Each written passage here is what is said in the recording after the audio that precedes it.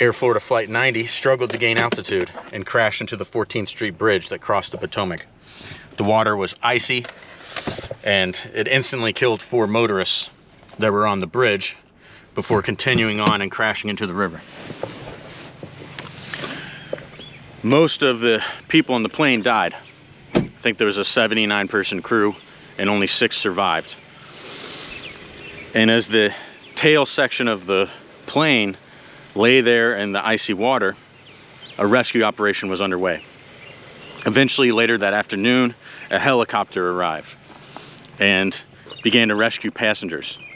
They kept dropping floats and lifelines to a man there in the water, the man in the water, who was in his mid-50s, but he kept passing the lifeline to other people, to the other survivors. And one by one, everyone was rescued from the water, except the man in the water. And just when the helicopter was coming back for him, the wreckage in the river slipped and dragged him underwater, where he met his fate. Now that man became a hero. About a year later, his identity was officially recognized as Arland D Williams. He was a veteran, bank accountant or leader, something like that. And he's once divorced with children, but he was scheduled to be remarried. He was engaged. And both of his ex-wife and his fiance testified that he was terrified of the water. And here we're in Mattoon, Illinois at his grave.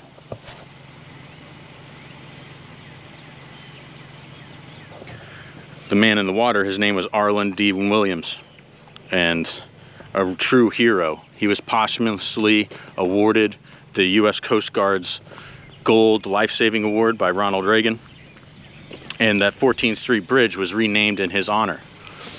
So, just kind of a chilling story and true heroism.